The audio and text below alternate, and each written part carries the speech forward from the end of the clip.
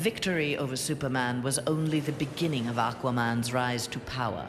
Uniting the world's oceans under the banner of Atlantis, Aquaman had a controlling interest in the planet's ecology and economy.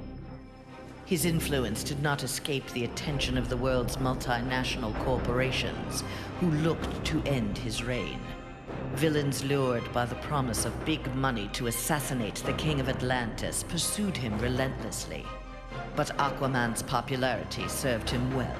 The world's citizens rose up in anger against those who would quell Aquaman's influence.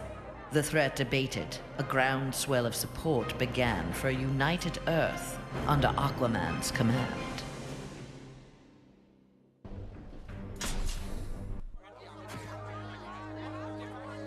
Following the battle to liberate Earth, Batman learned that Luthor had bequeathed his massive fortune to Bruce Wayne. He now had the means to rebuild Gotham and Metropolis.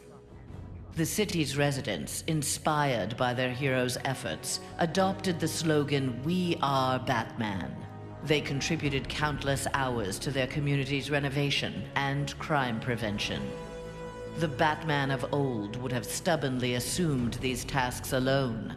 The post-One Earth Batman, having been rewarded for his trust in others, enjoyed his city's renewal and his role as its benefactor.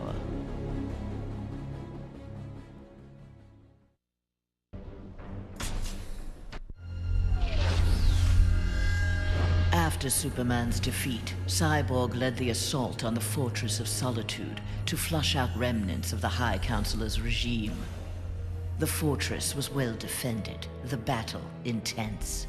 Cyborg was forced to use unfamiliar Kryptonian tools to make repairs to his damaged cybernetics. Enhanced with the alien technology, Cyborg found he could communicate with Superman's androids and order them to apprehend the opposition. With his army of super androids, Cyborg will bring justice to the world.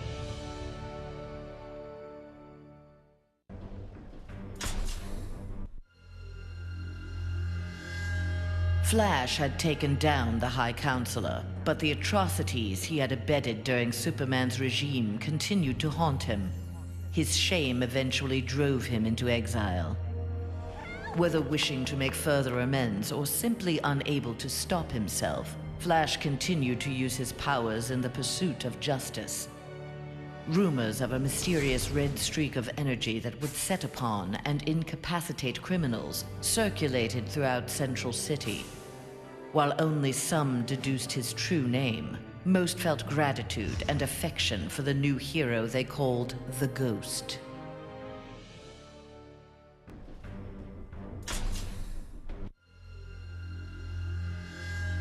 After the fall of Superman, Green Arrow visited the Star City of this parallel Earth. His counterpart was one of the first heroes to fall in the battle against Superman, one of the first to object to the Man of Steel's new tactics and reasoning. A memorial erected in Star City's Orchid Bay served as a reminder of the need to fight oppression regardless of the odds.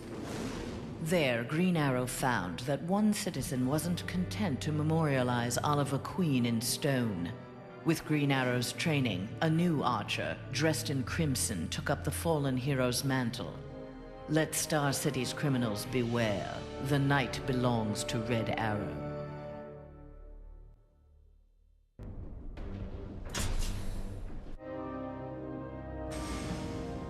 Mere days after returning to his Earth, Green Lantern, in an event mirroring his ascension to the core, witnessed the crash landing of an alien ship. Investigating the wreckage, he encountered the pilot, who claimed to be Abin Sur.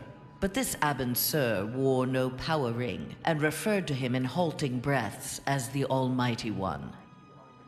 Green Lantern tried to convince the alien of their past, that Abin Sur had named Hal Jordan, his successor, as the Green Lantern of Sector 2814. But the alien died from his wounds before Lantern could learn more of him.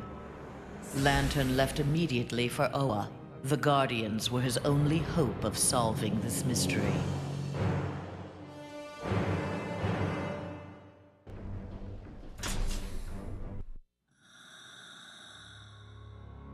Free of his brainwashing, Hawkgirl exacted revenge on the High Counselor for murdering her husband, Hawkman.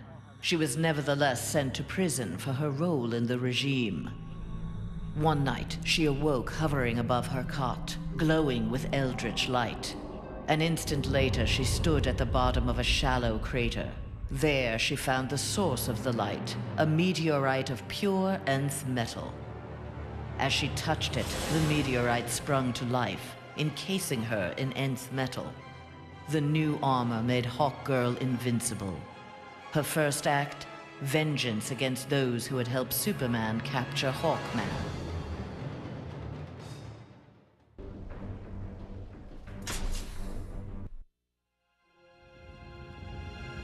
Winning the battle with Superman cost Raven dearly. The amount of demonic energy required overwhelmed her. After regaining consciousness, she looked around warily. Her immediate surroundings were a hellish ruin. Nearby stood her father, Trigon. Raven had somehow called him forth during her battle. Trigon thanked his daughter. He then summoned an army of demons and set out to destroy the rest of the planet.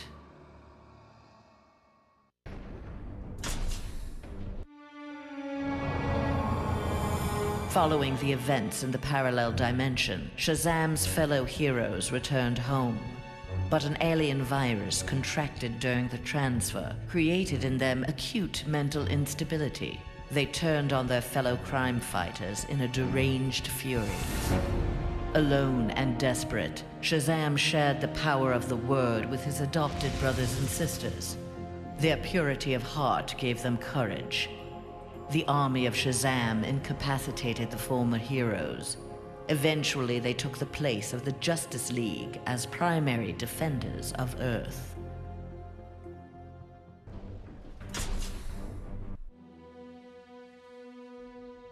Though pleased with the outcome, Superman's battle with his duplicate left him troubled. If one Superman could go so far astray, why not another? Preventative measures were in order. After much discussion with his fellow Justice Leaguers, Superman ingested a remote-release kryptonite capsule. At any sign of instability, the kryptonite would permeate his body, killing him. The question of who could trigger the device was solved democratically. Each week, a different Leaguer would take possession of its remote control. Only Batman was denied a shift.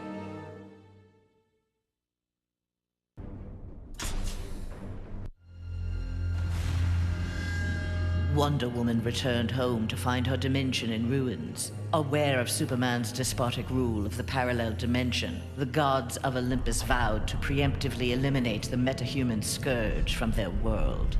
Under the direction of Zeus, they hunted down and eliminated nearly all superpowered mortals. All that remained to oppose them was Themyscira. Wonder Woman and her Amazons fought back against the Olympians with unrelenting courage. Despite heavy losses, Wonder Woman's forces ultimately prevailed. They took reign as the new Olympians, ushering in an age of peace and prosperity.